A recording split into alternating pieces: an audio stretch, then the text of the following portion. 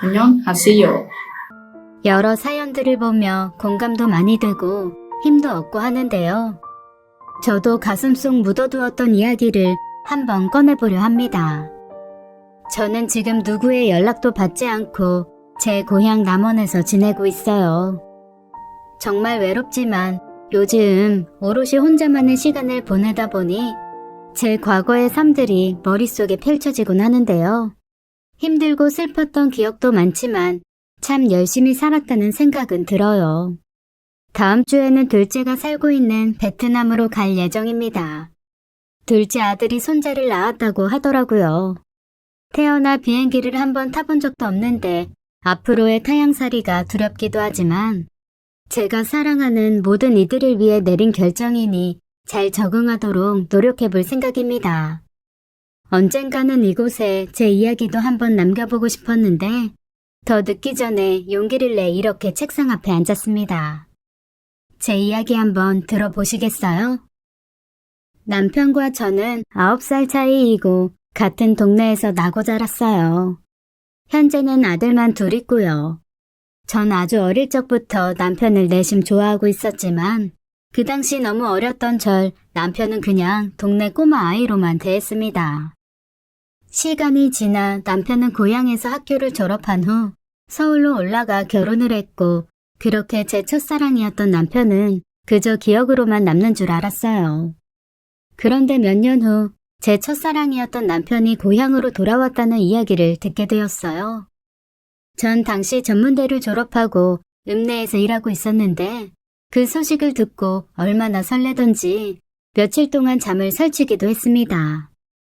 남편은 이미 결혼까지 했으니 다른 감정은 없었지만 그냥 한 번쯤은 꼭 보고 싶었던 것 같아요.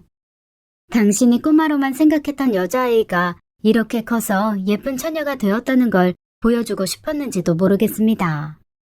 출퇴근길에 며칠을 남편의 집 앞을 서성이곤 했고 그토록 싫어했던 심부름도 자진해서 다녀오겠다 하면서까지 남편과 마주치기 위해 애썼던 것 같아요.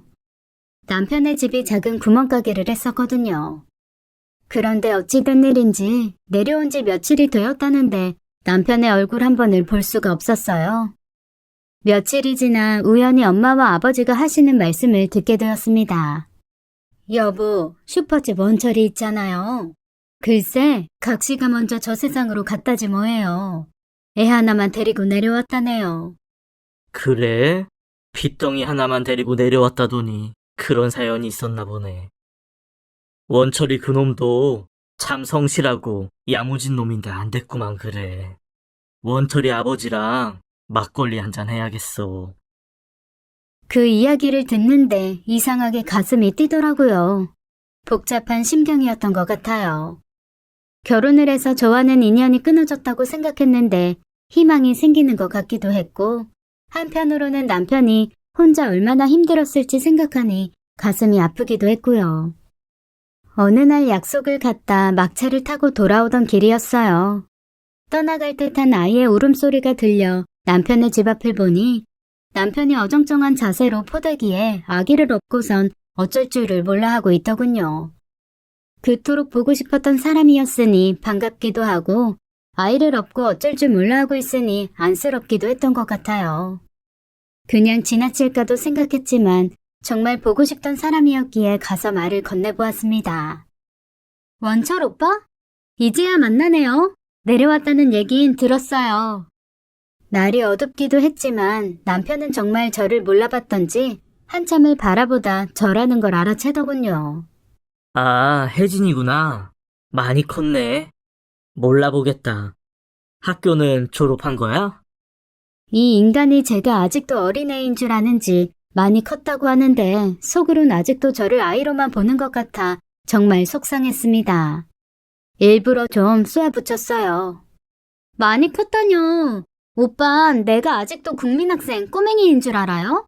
벌써 23살이에요. 내일 모레 시집갈 나이구먼. 근데 오빠 아들이에요? 아, 미안.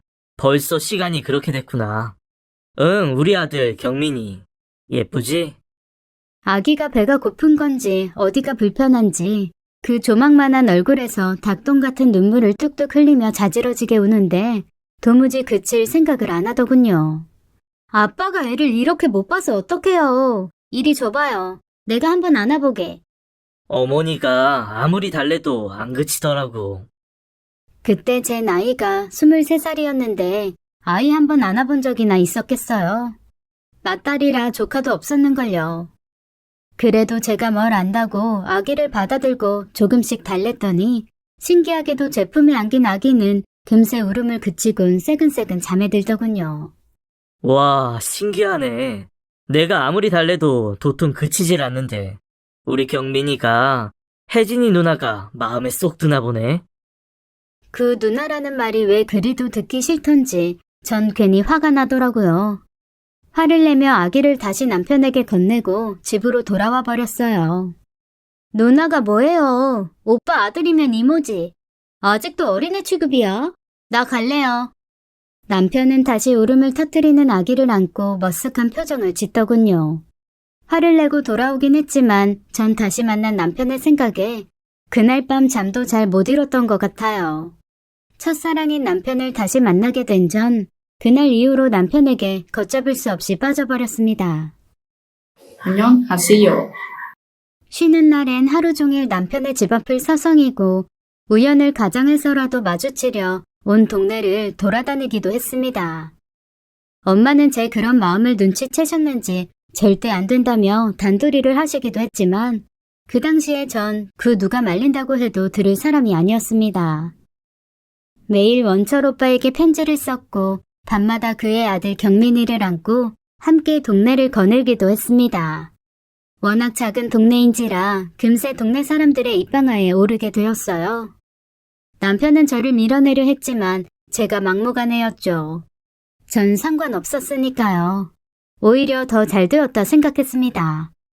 혜진아, 네 마음은 알겠는데 우리 이러면 안 되는 거 너도 잘 알잖아.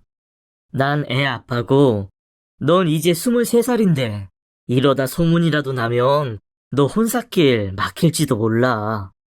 너희 부모님도 걱정이 많으시다더라. 우리 경민이 예뻐해주는 건 정말 고마운데 우리 이렇게 따로 만나는 일은 없도록 하자. 오빤 남자가 그렇게 자신이 없어요? 난 소문 그런 거 상관없어요. 우리 부모님도 이해해 주실 거야. 그리고 내가 뭐 당장 결혼이라도 하재요? 우리가 뭐 한 것도 아니고 이렇게 얼굴 보고 하면 좋잖아요. 그땐 제가 정말 철이 없었던 것 같아요. 아마 제게 저 같은 딸이 있었더라면 정말 다리 몽둥이를 몇 번이고 부러뜨려 놓았을 겁니다. 하지만 고집이 대단했던 전 당시의 남편도 저희 부모님도 결코 말릴 수가 없었어요. 남편도 저의 구애를 받아주었고 가끔은 경민이를 데리고 읍내에 데이트를 하러 가기도 했습니다. 저희 엄마는 저를 불러 혜진아, 너 요즘 원철이 만나고 다닌다며? 아서라, 네가 어릴 때부터 원철이 좋다고 따라다닌 건 알지만 애 딸린 호래비가 뭐가 좋다고 난리니? 원철이 나이가 몇인 줄이나 알아? 그리고 원철이 집 지질이도 가난한 거 몰라서 그래? 차라리 부잣집이라면 말이라도 안 하겠다. 정신 차려 이거사. 너 좋다는 데가 얼마나 많은데. 엄마가 손자리 알아놨으니까 잔말 말고 선 봐서 빨리 시집가.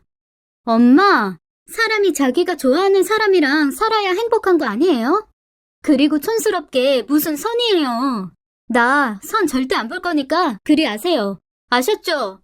그리고 엄마, 원철 오빠 얼마나 좋은 사람인지 아시면서 그래요? 옛날에 아빠 쓰러지셨을 때 원철이 오빠가 없고 병원까지 안 갔으면 우리 아빠 지금 거동도 제대로 못 하셨을 거잖아요. 그때 생각을 하셔야죠. 그건 그거고 이 녀석아. 암튼 너 아버지가 아시는 날엔 경을 칠 줄이나 알아. 그 전에 빨리 정리해. 아님 정말 너 머리 싹 밀어서 방 안에 가둬버릴 줄 알아. 그땐 말리는 엄마가 원망스럽고 이해가 잘 되지 않았지만 사실 그 당시 남편의 집안 상황은 정말 최악이라고 해도 과언이 아니었어요. 아버님은 중풍으로 거의 거동이 불편하셨고 어머님은 구멍가게 운영하시며 겨우 입에 풀칠하는 수준이었는데 집안에 땅 한마지기도 없어 남편이 남의 집 일을 도와주면서 생계를 꾸리고 있었거든요. 남편이 서울로 올라간 것도 배운 것도 없이 남의 농사만 도와주면서 사는 건 답이 없어 일거리를 찾아간 거였고요. 반면에 저희 집은 아버지가 물려받은 땅도 있고 하우스 농사로 꽤 짓고 있어서 그 동네에서는 가장 부유한 편에 속했어요. 게다가 아버지는 전문대지만 딸인 저를 대학 교육까지 시키실 정도로 자식들에 대한 애착이 대단하신 분이었죠. 그런 아버지가 딸내미가 애딸린 호래비를 만나고 다닌다는 걸 알게 되시는 날엔 경을 치실 게 분명했지만 전 그땐 남편만 있다면 뭐든 할 수 있을 것 같았습니다. 시간이 지날수록 제 마음은 점점 확고해져 갔고 남편 또한 그런 저의 마음을 진심으로 받아주기 시작했어요. 자신이 처한 상황에 대해 힘들어하기도 했지만 저를 만날 때면 특유의 그 따뜻한 웃음으로 저를 많이 사랑해 주었습니다. 몇 개월이 지나 저와 남편에 대한 소문이 널리 퍼지게 되어 저희 아버지가 알게 되셨어요. 전 올게 왔다는 생각이 들어 마음의 준비를 하고 있었지만 아버지의 노여움은 제 상상 이상이었고 저는 머리칼이 엉망으로 잘려 집 밖으로 한 발자국도 나가지 못하는 상황이 되었습니다. 네가 정신이 있는 거냐 없는 거냐? 어디서 저런 거지 같은 집구석에 호랩이랑 눈이 맞아서 집안 망신을 시키고 다녀? 너 당장 그놈이랑 헤어지지 않으면 그놈의 집구석 이 동네에서 쫓아버릴 테니 그리 알아. 알겠어? 아빠! 저 원철이 오빠 사랑해요. 결혼은 사랑하는 사람이랑 해야 하는 거잖아요. 네? 허락해 주세요. 사랑? 결혼? 말이 되는 소리를 해. 너 저 구멍가게도 내가 원철이 아버지 쓰러졌을 때 빌려준 돈으로 차린 거야. 옛날에는 원철이네 집이 우리 집 머슴이었어, 머슴! 머슴이랑 양반이랑 결혼하는 법이 있다더냐? 아무리 시대가 바뀌었어도 아닌 건 아니여. 옆에서 엄마는 어서 아버지한테 잘못했다 빌라며 성하셨지만 그럴수록 전 남편이 더 측은해졌어요. 그리고 부모님과 연을 끊는 한이 있더라도 반드시 절대 남편이랑 헤어질 수 없다 생각했습니다. 남편은 매일 저희 집에 찾아와 몇 시간을 무릎 꿇고 빌다 아버지에게 매질을 당하고 쫓겨나기도 했어요. 결국 아버지는 남편의 집에 쫓아가 마을에서 쫓아내버리겠다며 엄포를 늘어놓으셨고 빌려준 돈을 당장 갚으라며 압박도 하셨다고 했어요. 하지만 자식 이기는 부모 없다고 제가 밥도 물도 안 먹으면서 버티니 아들 경민이를 데려오지 않는 조건으로 결혼을 허락하셨지만 남편도 저도 그건 있을 수 없는 일이라며 버텼습니다. 저도 애초에 경민이를 두고 남편과 결혼할 생각은 없었으니까요. 남의 자식을 키우게 할 수는 없다며 더 강경하게 나오신 아버지는 정말로 남편의 집에 빌려준 돈을 전부 다 회수하셨고 길에 나앉을 만한 상황을 만드셨어요. 결국 전 편지 한 장만을 남기고 남편과 함께 고향을 떠나왔습니다. 경민이를 안고 무작정 서울로 올라왔어요. 제 부모님 가슴엔 비수를 꽂고서 말이죠. 간간히 들려오는 소식에 저희 집과 남편의 집은 철천지 원수가 되었다고 하더군요. 저희 아버지는 하루가 멀다 하고 시댁에 찾아가 우리 딸 내놓으라고 소란을 피우셨고 그걸 견디지 못한 시댁도 마을 떠나 시어머님의 고향으로 가셨다고 했어요. 서울에 올라와 처음엔 남편의 친구 집에서 더부살이를 했고 나중에 돈을 조금 모아 얻은 반지하도 아닌 지하 단칸방에서 신혼생활을 시작했어요. 전 그래도 행복했습니다. 안녕하세요. 지금 하라고 하면 절대 못할 고생이지만 그땐 그리 힘든 줄도 몰랐던 것 같아요. 경민이를 업고 부업이란 부업은 안 해본 게 없었고 가스레인지도 없어 연탄불에 밥을 지어 먹으면서도 항상 웃음을 잃지 않았습니다. 남편과 함께였으니까요. 하지만 생활은 갈수록 궁핍해졌어요. 남편 혼자 벌이로는 당장 끼니를 걱정해야 할 정도였으니까요. 저라도 일을 구해보려 했지만 쉽지 않더군요. 당시 흔치 않았던 전문대까지 졸업한 저였지만 아기 엄마인 절 받아주는 직장은 아무것도 없었어요. 그 당시에 출산은 곧 주부를 의미했고 아이를 맡겨둘 것도 없었으니 제가 할 만한 일은 밤을 깎거나 박스를 접는 것 같은 부업이나 식당의 설거지뿐이었습니다. 남편은 가구 공장에서 일을 시작했고 나중에는 용접을 배워 건설 현장에서 일을 시작했습니다. 워낙 성실하고 책임감 있는 사람이었기에 인정을 받아 급료도 오르고 하니 나중에는 우리 세 식구 배골치 않고 지낼 정도는 되었지요. 그 사이 저와 남편의 사이에도 아기가 생겼고 이제 4명의 가족을 부양해야 했던 남편은 정말 밤낮 없이 일을 했어요. 항상 퇴근하자마자 골아 떨어져 버리는 남편의 양말을 벗기면서 다 짓무르고 상처투성이인 발을 볼 때면 말없이 눈물만 흘렸습니다. 잠을 잘 때도 끙끙대며 앓는 소리를 내는 남편을 바라볼 때면 하루가 얼마나 고단했는지 알 수 있었어요. 한편으론 저의 고집 때문에 이런 모진 고생까지 시켰다 싶어 미안하고 제 선택을 후회하기도 했지만 이 사람이 이렇게 애쓰는데 저도 정신 바짝 차려야겠다 싶어 이를 악물고 열심히 살았습니다. 버스비를 아끼려 경민이의 손을 잡고 둘째를 들쳐업고 1시간 거리를 걸어 다녔고 정말 저를 위해서는 100원짜리 하나도 허투루 쓰지 않았던 것 같아요. 시간이 지나 경민이는 동네 골목대장을 도맡아 할 만큼 건강하게 자랐고 초등학생이던 어느 날 야구 선수를 하고 싶다고 하더군요. 엄마, 저 야구부에 가입하고 싶어요. 코치 선생님이 6학년 형들보다 제가 더 잘한대요. 프로 선수 되면 돈도 많이 벌 수 있댔어요.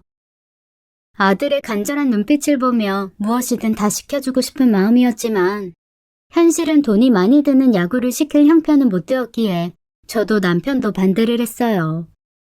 경민아, 야구는 그냥 친구들하고 하는 게 어때? 경민이도 알겠지만 우리 집이 부자가 아니잖아. 그래, 우리 경민이 공부도 잘하는데 야구는 나중에 취미로 하면 되잖아. 어린 아들의 꿈을 꺾는 것 같아 가슴이 아팠지만 그 나이대의 아이들은 막연히 운동선수를 꿈꾸는 경우가 많잖아요. 그냥 며칠 저러다 말겠지 생각했어요. 하지만 어린 것이 고집이 어찌나 센지 몇 날 며칠을 먹지도 자지도 않고 야구만 시켜달라고 하는데 버틸 재간이 없더군요. 남편은 절대 안 된다며 펄쩍 뛰었지만 전 힘 닿는 데까지는 뒷바라지를 해주고 싶었어요. 야구부의 유니폼을 입고 뛸 듯이 기뻐하는 경민이의 모습을 보며 저도 가슴이 벅차올랐지만 한편으로는 걱정이 태산 같았죠. 한 달에 들어가는 운동비 회비며 합숙비, 용품비까지 감당하려면 남편과 저의 수입만으로는 거의 불가능에 가까웠거든요. 자는 시간을 쪼개 부업도 하나 더 시작했어요.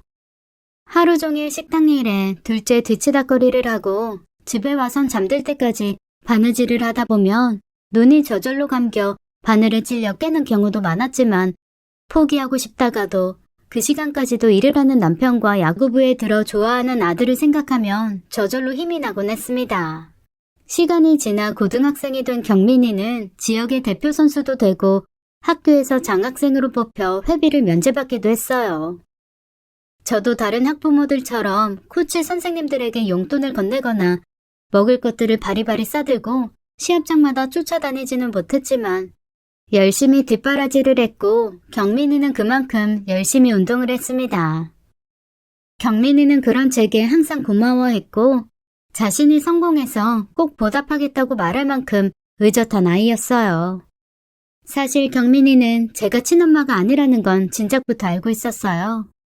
친구 집에 놀러 갔다 오면 왜 우리 집엔 결혼 사진이 없는지 자기 돌잔치 사진은 없는지를 묻곤 했었는데 그때마다 제가 허둥지둥 둘러대다 보니 조금 이상하다 느꼈다고 하더군요. 할머니 집에 갈 때면 매번 엄마한테 잘하라고 엄마한테 나중에 꼭 보답하라고 하시기에 여쭤봤다며 할머니에게 전해들었다고 했어요. 그 후로는 제게 예전처럼 살갑게 구는 건 사라졌지만 그 나이대의 남자아이들이 되게 그렇듯 엄마와 살갑게 지내기는 쉽지 않잖아요. 더 철이 들었다고 해야 하나? 마치 어른이 된 것처럼 우리 집은 자기가 책임진다며 꼭 프로 선수가 되겠다고 했습니다. 남편은 현장에서 함께 일하던 사람들과 작은 회사를 차렸어요. 말이 회사지 기술자들이 모여 건설사에서 일감을 수주받아 인테리어 공사를 하는 사무실 같은 개념이었죠. 남편이 나이도 가장 많아 사장 역할을 맡았는데 그게 화근이 될 줄은 꿈에도 몰랐습니다. 이게 큰 회사에서 일을 받아서 공사를 다 마친 이후에 대금을 청구하는 구조이거든요. 건설업의 특성상 인건비가 많은 비중을 차지하는데 사람들 임금은 먼저 줘야 하니 저희 주머니에서 먼저 챙겨주고 부족하면 빚까지 내어 인건비를 다 지급했는데 건설사에서 공사비를 안 주는 경우가 허다했고 그마저도 대금을 깎거나 몇 년 있다 지급하는 통에 빚만 늘어가는 상황이었어요. 저희 네 식구 먹고 살기도 빠듯한 형국에 인부들 인건비까지 제가 식당에서 번 돈으로 지급해야 하니 살림살이가 말이 아니었습니다. 어느 날 식당에서 일을 하고 있는데 전화가 왔더라고요. 안녕하세요. 경민이의 코치 선생님에게 온 전화였는데 그 전화를 받은 저는 다리에 힘이 풀려 거의 주저앉을 뻔했습니다. 경민이가 시합을 하다 팔이 부러졌는데 하필 투수였던 경민이의 오른 팔꿈치가 부러졌다는 겁니다. 둘째를 주인집에 맡기고 헐레벌떡 뛰어갔더니 경민이는 병상에 누워 고통에 몸부림치고 있었고 그걸 보는 제 가슴도 미어졌어요. 다행히 교통사고나 목숨이 위험한 상황은 아니었지만 야구선수, 게다가 투수에게 팔꿈치는 생명과도 같았으니까요. 의사 선생님은 수술이 잘 된다고 해도 야구선수로서 생명은 거의 끝난 거나 마찬가지라고 했어요. 국내에서 이 정도로 정교한 수술을 할 수 있는 병원은 없다고 하더군요. 코치 선생님도 고개를 젓는데 무엇보다 경민이가 상심할 생각에 걱정이 태산 같았습니다. 더 큰 사고가 나지 않았으니 다행이라고 생각하기엔 꿈을 향해 죽을 힘을 다해 달려왔던 걸 잘 알고 있었으니까요.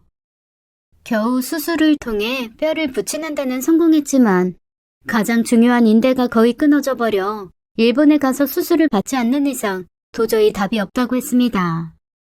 보험도 되지 않는 수술이고 게다가 일본까지 가야 한다니 저희 집에 보증금을 뺀다고 하더라도 어림도 없는 금액이었어요.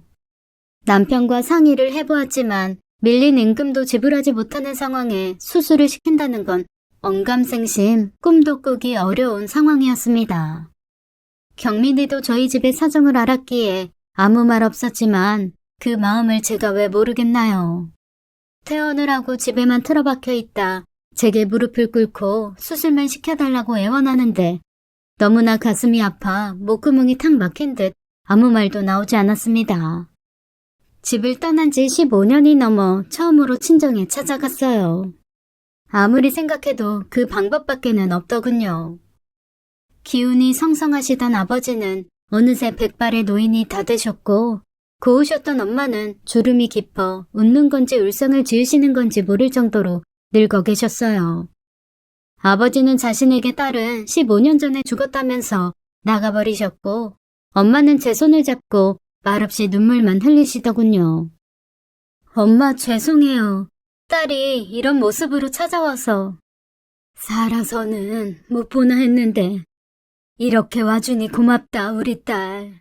저 엄마 실은 목구멍까지 차오른 말을 차마 꺼내기가 쉽지 않았지만 겨우 말을 내뱉었어요. 제 이야기를 모두 들은 엄마는 제게 엄마가 가진 돈의 전부라며 200만 원을 쥐어주셨습니다. 제 동생들에게 받은 용돈 한 푼도 쓰지 않고 모으신 돈이라는 걸 알았지만 전 그 돈을 받아들고 집을 나섰습니다. 우리 아들 수술시켜야 했으니까요. 엄마가 주신 돈에 여기저기 돈을 끌어모아 일본까지 가서 경민이의 팔꿈치 수술을 시켰어요. 수술로 끝난 게 아니라 1년이 넘는 기간 동안 재활훈련을 해야 했고 그 재활훈련 과정에도 상당한 돈이 들어 저희 식구들은 다시 힘든 생활을 해야 했죠. 그런데 시련은 끝나질 않더라고요. 경민이는 수술 후 기나긴 슬럼프에 빠져버렸고 결국 고등학교를 졸업할 때쯤엔 프로팀은 고사하고 대학 진학도 어려울 정도로 성적이 나빠졌습니다. 엄마, 아버지, 저 이제 할 만큼 한 것 같아요. 제가 대학에 간다고 해도 프로 선수가 되기엔 많이 부족해요. 실망시켜드려 죄송합니다. 저는 좋은 대학은 아니더라도 대학에 진학해 더 도전해보길 바랬지만 그동안의 재활이 너무 힘들었는지 운동을 그만두겠다고 하더군요. 경민이는 돈을 벌어 가족을 부양하겠다면서 부사관으로 군 생활을 시작했습니다. 전 돈이 뭐라고 아들의 가슴에 부채감만 안겨준 것 같아 너무나 미안했어요. 부모로서 자식의 꿈을 지원해 주어야 하는 건 당연한 건데 능력이 부족해 충분한 지원도 해주지 못했는데도 되려 가족들에게 미안한 마음만 갖게 했으니까요. 전부터도 경민이는 제게 항상 보답하겠다고 말하곤 했어요. 그 마음을 잘 알기에 정말 고마웠지만 한편으론 진정 친엄마처럼 대해줄 수는 없는 건지 조금 서운하기도 했습니다. 키워줘서 고마운 마음이 아닌 친엄마처럼 투정도 부리고 때론 속도 썩이면서 말이죠. 하지만 너무 일찍 철이 들어버린 경민이를 보며 저도 항상 미안한 마음이었어요. 하지만 시련은 이어졌습니다. 경민이가 입대하고 5년쯤 지났을 무렵 우리 가족의 기둥이었던 남편이 세상을 떠나버렸던 거죠. 공사장에서 일하다 난간에서 추락을 했는데 연락을 받고 병원에 도착했을 땐 이미 하얀 천으로 덮인 모습이었어요. 한순간에 기둥을 잃은 감정을 어찌 말로 표현할 수 있겠어요. 하늘이 무너졌다고 해도 그 정도는 아닐 겁니다. 군에 있던 경민이가 연락을 받고 달려와 장례를 치렀고 전 한동안 정신도 차릴 수 없었어요. 먹고 사는 게 최우선이라 보험비가 가장 아깝다 했던 남편은 제대로 된 사망보험도 없었고 게다가 헬멧을 쓰지 않았다는 이유로 또 정식 계약된 근로자가 아니라는 이유로 산재 처리는 고사하고 별다른 보상조차도 받지 못했습니다. 당시 둘째는 대학 진학을 앞두고 있었는데 대학도 포기하고 취직을 하겠다고 하더군요. 첫째에 이어 둘째까지 제대로 된 뒷바라지를 해주지 못해 가슴이 찢어질 것만 같았어요. 그런데 첫째 경민이가 둘째를 불러 말했어요. 경훈아, 형은 노력이 부족해서 꿈을 포기했지만 넌 절대 그래선 안 돼.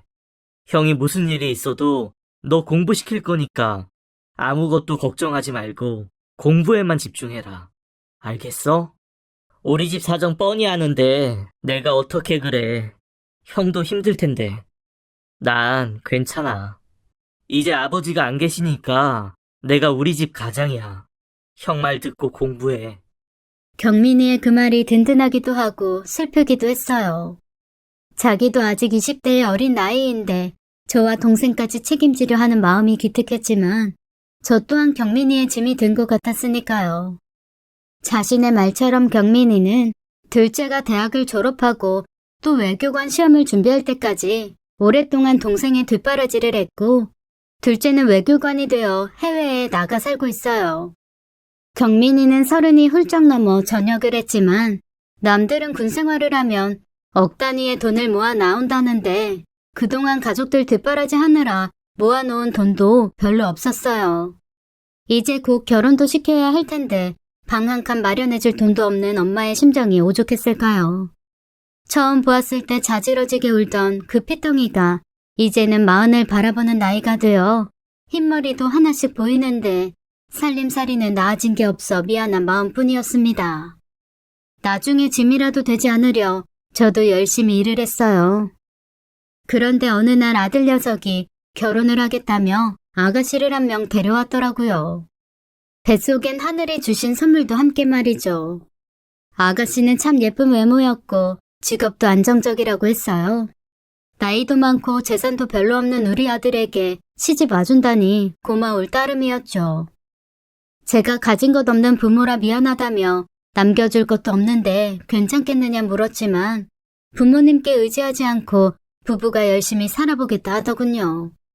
그 말을 들으니 더욱더 안심이 되었고 큰아들이 심성이 고와 참 좋은 짝을 만난 것 같아 기분이 좋았어요. 게다가 성격도 얼마나 좋은지 자기가 집에서 직접 구웠다면서 작은 봉지에 담긴 쿠키를 선물하며 요리가 취미라더군요. 옷차림도 수수하고 무엇보다 허영심이 없어 정말 예뻐 보였습니다. 전 해줄 게 별로 없어 미안하다며 아이 낳으면 내가 잘 돌봐주마 약속했어요. 제 손주이니 당연한 일이기도 했지만 제가 해줄 수 있는 게 그것뿐이었으니 어쩔 수 없는 일이었지요. 아가, 고맙다. 우리 경민이 많이 사랑해주고 이렇게 뱃속에 아기까지 데려와 주니. 내가 능력이 없어 해줄 건 없지만 손주는 내가 책임지고 봐주마. 안녕하세요. 정말요, 어머님? 약속하신 거예요? 너무 감사해요. 사실 저희 부모님도 멀리 사셔서 걱정했거든요. 경민이는 식장도 잡고 좋은 아파트도 구해 결혼식을 올렸습니다. 모아둔 돈도 없었을 텐데 무슨 돈으로 집까지 얻었는지 궁금했지만 그냥 대출을 받았다고만 하더군요. 그런데 결혼식을 마치자마자 며느리는 완전히 돌변해 버리더군요. 제가 먼저 집안일도 도와주고 애도 키워준다고 하지 않았느냐며 시도 때도 없이 저를 불러 집안일을 부탁하는데 말은 못하고 속만 끓이기도 했어요. 세탁소에 맡긴 옷들을 찾아와 달라고 하기도 하고 인터넷 설치 기사가 오는데 그 사람을 맞이해달라고 부탁하기도 하더군요. 제가 근처에 사는 것도 아니에요. 지하철 타고 버스 갈아타서 1시간이 넘는 거리입니다. 제게 잘하는 건 바라지도 않았지만 그렇게 집안일을 몇 번 도와주었더니 나중에는 저를 완전히 파출부 부려먹듯 하더라고요. 청소는 물론이고 빨래며 음식까지 나중엔 이것저것 타박까지 하는데 완전 호칭만 어머니이지 파출부 아줌마한테도 그렇게는 안 했을 겁니다. 저보고 미련하다고 하실 분들도 있겠지만 제가 조금 싫은 티라도 낼라치면 해준 것도 없는 시모가 무슨 할 말이 그리 많냐는 식으로 나오는데 저 때문에 괜히 아들 내외 불편해질까 꼭 참고 있었어요. 아이 낳고 조금 클 때까지만 도와주려는 마음이었으니까요. 그런데 아이를 낳고 난 후에는 더 심해졌습니다. 신혼집 출근할 때 손주를 맡기고 퇴근하면 데리러 오는 게 아니라 저한테 자기 집으로 출퇴근을 하라고 하더군요. 어머님, 아무래도 어머님 댁은 곰팡이도 좀 있고 우리 예원이한테 안 좋을 것 같은데 저희 집으로 오시면 안 될까요? 제가 교통비는 드릴게요. 예, 우리 집 곰팡이 없어. 내가 매일 쓸고 닦고 하는데 무슨 소리를 하는 거니? 에이, 어머님, 저희 집 청소하시는 거 보니까 제대로 안 하시던걸요, 뭘. 그리고 집 오래돼서 환기도 잘 안 되잖아요. 제가 불안해서 그래요. 어머님이 저 애 낳으면 맡아서 키워주신다고 하셨잖아요. 그러지 말고 저희 집으로 오세요. 네? 제가 해놓은 말이 있어 그러마했지만 1시간이 넘는 거리를 출퇴근을 하라니 너무한다 싶었지만 해준 게 없으니 무시받는 게 당연하다는 생각도 들고 그냥 부모돌이 한다고 생각해 한동안 아들네 집으로 출퇴근을 했습니다. 하루는 아침에 아들 집에 가서 초인종을 누르려는데 아들과 며느리가 싸우는 소리가 들리더군요. 당신이 출근할 때 예언이 맡겨놓으면 되잖아. 1시간이나 걸리는데 꼭 우리 엄마한테 여기까지 오시라고 해야겠어? 차가 있는 것도 아니고 매일 지하철 타고 오시는데. 그럼 나는 1시간 안 걸려요? 그리고 당신 어머니가 먼저 애 키워주신다고 했잖아. 해준 게 없으시다고. 내가 뭘 잘못했는데? 당신 어머니? 말을 그따위로밖에 못하겠어? 당신 삼성동 어머니한테는 끔찍하게 잘하면서 왜 우리 엄마한테는 그딴 식이야? 그럼 당신 같으면 아파트 사주고 다이아 반지 사준 시어머니가 좋지. 돈 한 푼 없이 지질이 궁상이 계모 시어머니가 좋겠어요? 그리고 막말로 당신도 행동 똑바로 해. 자기가 돌아오기만 하면 어머님 남편분이 회사 물려주신다잖아. 막말로 피 한 방울 안 섞인 계모랑 강남에 건물 몇 채 있는 친엄마 중에 누가 더 중요해?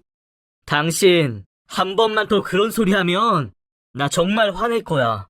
나한테 엄마는 딱 한 분뿐이야. 핏덩이 버리고 딴 남자랑 도망간 사람이 엄마야? 쓸데없는 소리 하지 마. 그러니까 미안하다고 재산 물려주신다잖아. 이게 보통 기회야? 이게 무슨 소리인가 싶어 한동안 멍하니 서 있었어요. 한참을 생각하고 있었는데 문이 열리는 소리가 났고 전 저도 모르게 계단 밑으로 몸을 숨겼습니다. 아들이 나와 엘리베이터를 타고 내려갔고 며느리는 배웅을 하고 누군가와 통화를 하더군요. 예, 어머님. 네, 그럼요. 시키신 대로 하고 있죠. 그런데 오빠가 말이 잘 안 통하네요. 네, 그래야죠. 네, 돌잔치는 말씀하신 거기로 예약했어요. 감사해요, 어머님. 그때 봬요. 저 말고 어머님이라 부를 만한 사람이 또 있던가요? 허탈의 웃음이 나올 지경이었어요. 그런데 번뜩 생각나는 일들이 있었습니다. 남편이 생전에 제게 무슨 말을 하려다 머뭇거렸던 일. 경민이의 결혼식 날 어떤 아줌마가 신랑 측에 앉아 막 눈물을 흘리던 일. 저는 아파트를 해준 적도 없고 그럴 능력이 없는데 상견례 때 사돈 측이 연신 고맙다고 했던 일. 그제야 그 모든 게 경민이의 생모 때문이라는 걸 알게 되었어요. 사별을 한 게 아니라 도망을 갔던 거더군요. 다시 1층까지 걸어갔다 엘리베이터를 타고 올라와 애써 태연한 척을 했어요. 며느리는 타박을 하고 출근을 하더군요. 미안하다. 버스를 놓쳐서 오늘 좀 늦었네. 이렇게 늦게 오시면 어떡해요? 오늘 월요일이라 차도 막히는데. 큰일 났네. 빨래랑 젖병이랑 소독할 거 많으니까 그것부터 해주세요. 그리고 주말에도 좀 와주시면 안 돼요? 애 키워주신다면서 주말엔 쉬시는 건 좀 그렇다. 그날 하루가 어떻게 지나갔는지도 모르겠어요. 그냥 하루 종일 온갖 생각에 사로잡혀 정신이 나간 사람처럼 앉아 있었습니다. 참 비참하더군요. 피덩이를 버리고 딴 남자와 도망간 여자도 돈만 있으면 며느리에게 대접받는데 남편도 없이 손주 기저귀나 갈고 있으니 제 자신이 너무 초라해 미칠 것만 같았습니다. 아들이 퇴근에 고생했다며 말을 걸었지만 말없이 아들 집을 나왔어요. 그 후로 며칠을 아프다며 아들의 집에 가지 않았어요. 도저히 며느리의 얼굴을 볼 수가 없더군요. 며느리가 밉거나 원망스럽기보다 제 자신이 초라해 견딜 수가 없었거든요. 경민이는 제가 좋아하는 오렌지를 사와서 함께 병원에 가자며 손을 잡아 끌기도 했지만 금세 되돌려 보내곤 했어요. 이미 제 마음의 결심이 선 이유였으니까요. 공교롭게 다음 달이 손녀인 예원이 돌잔치가 있었어요. 전 이전에 며느리와 경민이 생모의 통화를 들었기에 어느 정도 짐작은 하고 있었습니다. 전 손녀의 돌잔치도 성대히 열어줄 수 없는 부족한 할머니인걸요. 며느리는 제게 돌잔치는 하지 않고 감염병 때문에 그냥 가족끼리 식사 자리만 마련하겠다고 하더군요. 경민이는 무슨 말을 하려는지 몇 번을 머뭇거리기도 했지만 애써 모른 채 했습니다. 주말에 아들의 집에서 간단히 케이크에 촛불만 켰어요. 돌잡이도 간단하게 했고 저녁만 먹고 돌아왔습니다. 그날은 며느리가 아주 살갑게 굴더군요. 자기가 너무 생각이 짧았다며 미안하다면서요. 어머님, 이번 주말에 친구분들이랑 온천에 한번 다녀오세요. 제가 그동안 너무 죄송해서 호텔이랑 다 예약해뒀어요. 그래요, 엄마. 이 사람이 제일 좋은 곳으로 다 준비해뒀으니까 편하게 다녀오세요. 고맙다며 잘 다녀오겠다 했습니다. 며느리는 맛있는 것도 많이 사 먹으라며 용돈까지 쥐어주더군요. 게다가 저 집에 편히 가라고 택시까지 잡아주는데 그 검은 속내를 뻔히 알고 나니 며느리의 행동이 어쩜 그리 가증스럽게 느껴지던지요. 주말이 되어 주변 아주머니들과 함께 온천으로 출발했어요. 요즘엔 기사 딸린 승합차도 렌트가 되는가 보더라고요. 어쩜 그리 살뜰히 준비를 했는지 옆에서 다들 며느리 칭찬 일색인데 전 순웃음만 지을 뿐이었습니다. 호텔에 도착해 방에만 틀어박혀 있었어요. 함께 간 친구들은 함께 온천을 하자며 성화였지만 그럴 기분이 아니었으니까요. 그런데 잠시 후 휴대폰의 메시지 알림음이 몇 분 동안을 멈추지 않고 계속 울리는 거예요. 무슨 일인가 싶어 메시지를 보았더니 모르는 사람이 수십 장의 사진을 보냈더군요. 휴대폰을 열어 사진을 확인한 저는 그 자리에 한참을 멍하니 서 있었어요. 사진 속엔 낯익은 아기와 우리 아들, 며느리, 그리고 한복을 곱게 차려입은 한 여자가 밝게 웃고 있었거든요. 그리고 그들의 뒤편엔 예원아 생일 축하해라는 문구. 그건 바로 우리 손녀 예원이의 돌잔치 사진이었던 겁니다.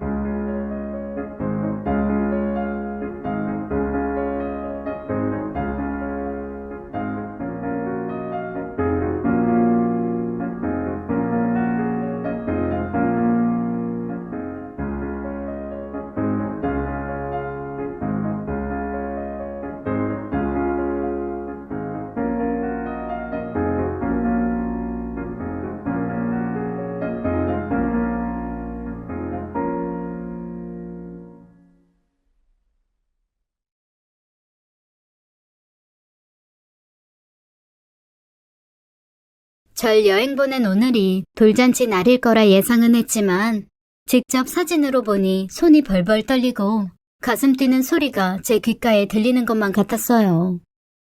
차라리 그냥 생모를 모시고 돌잔치 하고 싶었다고 말했다면 그렇게 치욕스럽진 않았을 겁니다.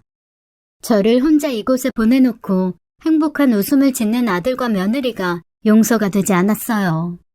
사진을 보는 와중에도 몇 장의 사진이 더 전송되었고 마지막엔 우리 아들 키우느라 고생 많았지? 이제 내 아들이랑 며느리는 내가 챙길 테니까 고생 그만하고 좀 쉬어. 돈 필요하면 연락하고 라는 메시지가 오더군요.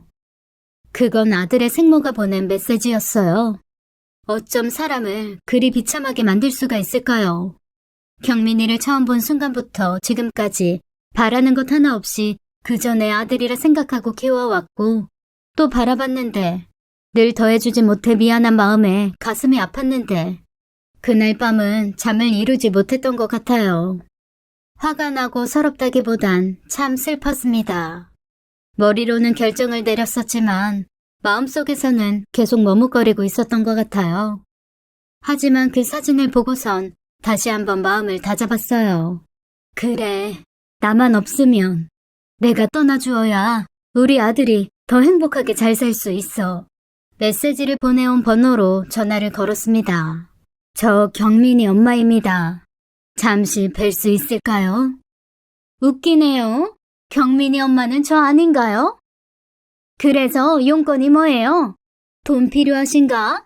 일단 만나시죠. 다음날 만난 그 여자는 참 예쁘더군요. 저랑 나이는 비슷한 것 같은데 피부는 맑고 광이 났고 과하게 이것저것 걸치지 않아도 고급스러움이 느껴지는 옷차림이었어요. 나름 신경 써서 나갔지만 저절로 몸이 움츠려들었습니다. 할 말이 뭐예요? 말해봐요. 돈이라면 여기 준비해왔고. 저 정말로 경민이가 유산을 받을 수 있는 건가요? 저번에 애들이 이야기하는 걸 들었어요. 맞아요. 대신 제가 경민이를 잃어버렸다가 우연히 다시 찾은 걸로 해야 해요. 내 남편은 그렇게 알고 있으니까. 당연히 키워준 엄마가 있으면 안 되겠죠? 신부는 이미 죽었으니까 그쪽만 없으면 돼요. 그럼 제가 떠나드리면 되나요? 그렇게만 하면 이해가 빠르시네. 내가 원하는 게 바로 그거예요. 돈은 내가 줄게요. 여기 이 정도면 혼자서 죽을 때까지 부족함은 없을 거예요. 눈앞에 놓인 봉투를 한참 바라보았어요. 제게도 이런 거금을 줄 정도면 우리 경민이랑 손주들은 평생 걱정 없이 살 수 있겠더군요. 알겠다고 하고 그 봉투를 들고 일어섰습니다. 초라한 제 뒤통수에 대고 그 여자가 말하더군요. 약속 꼭 지켜요. 내가 다 확인할 거니까. 당당하게 걸어 나오려 했지만 자꾸만 다리에 힘이 풀렸어요. 겨우 벽에 의지해 그곳을 나왔고 바로 살고 있던 집을 정리해 이곳 남원으로 내려왔습니다. 받은 돈은 모두 며느리에게 송금해 주었습니다. 우리 아들 잘 부탁한다고 말이죠. 제가 사라지니 경민이에겐 쉴 새 없이 전화가 오고 둘째에게도 연락을 했다고 하더군요. 마지막으로 우리 아들 얼굴 한번 보고 싶은 마음이 굴뚝 같았지만 이를 악물고 참고 있습니다. 둘째에겐 곧 그곳으로 가겠다고 이야기하고 번호를 바꾸었어요. 그래야 할 것 같았고 그래야만 하니까요. 제가 흔들리면 모든 게 물거품이 될 테니 말이죠. 이런 절 미련하다고 하시는 분들이 많겠죠. 저도 알고 있어요. 저 미련한 거. 하지만 무언가 대가를 바라고 경민이를 아들로 품은 것도 아니었으니 우리 아들이 행복할 수만 있다면 전 그게 무엇이든지 다 할 수 있어요. 전 엄마니까요. 나중에 우리 남편을 다시 만나게 되면 그동안 고생 많았다고 한번 안아주었으면 좋겠네요. 전 그걸로 족하니까요. 제 이야기 들어주셔서 감사드립니다. 여러분들도 행복하세요. 지금까지 사연 읽어주는 남녀였습니다. 끝까지 함께 해주신 여러분 감사드리며 저희는 다음 사연으로 돌아올게요.